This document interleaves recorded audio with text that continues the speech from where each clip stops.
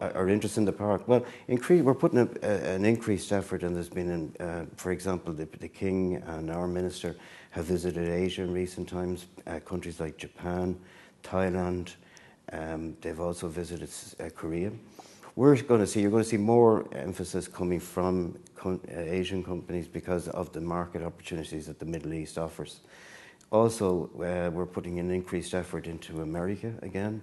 The United States, because of the free trade situation, is always going to be a market opportunity for us. But in the last 2 or 3 years, Europe has been a very, very significant investor in the park. From Germany alone, we have 7 business propositions have come to the park in the last 3 or 4 years, and we hope to continue to build on that over the next while. Similarly, the UK, I think, holds opportunities for us, and maybe other markets within Europe that we haven't focused as intently as we should. Maybe we should be addressing those in 2013 onwards.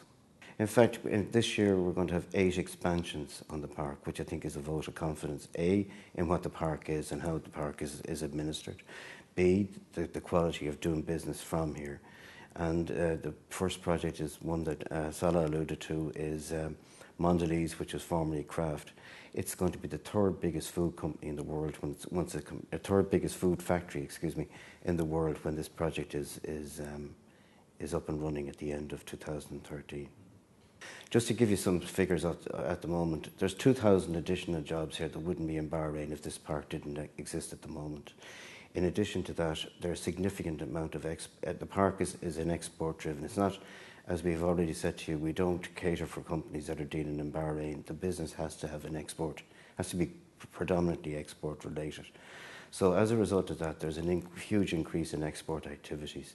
And by virtue of the fact there's an awful lot of synergy and there's an awful lot of collectivism happening between the companies here, we're getting a good quality cluster effect on the park.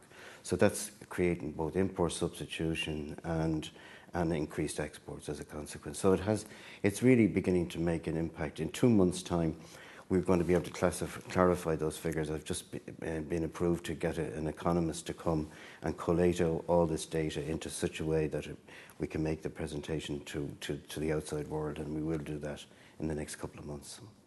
I think that we'll be following the same trend that we have done in recent years. We've put a big emphasis on secondary food processing. There's also engineering companies who are supporting the oil and gas industry. There's more opportunity for those.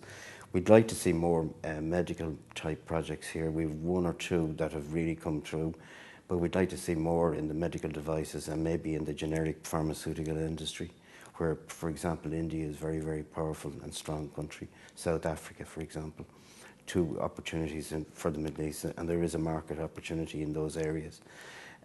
Further to that, I would say downstream activities within the fiberglass.